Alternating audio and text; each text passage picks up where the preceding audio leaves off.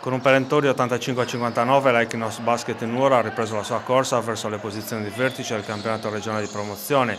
I nuoresi sabato hanno superato i Demone Sorzieri al termine di una gara giocata al Pala Don Bosco, a cui si riferiscono le immagini, una sfida valida per la seconda giornata del ritorno.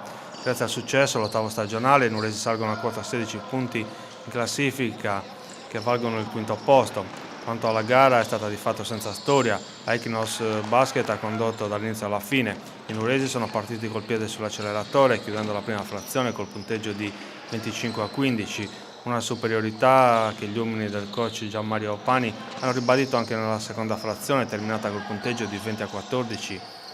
Risultato che ha mandato le squadre al riposo lungo con la Equinox in vantaggio per 40-29, un più 11 che ha indirizzato la gara sul binario giusto per i nuoresi, che però non hanno rallentato, hanno contenuto la voglia di rimonta degli ozziresi e chiuso in vantaggio la terza frazione col punteggio di 18-16.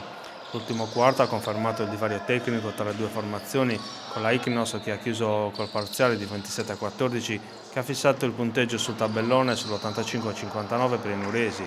Una vittoria meritata per la Equinox che ora vuole continuare su questa strada. Nel prossimo turno, in programma sabato, la Equinox affronterà in trasferta l'Olimpia Olbia, terza forza del campionato.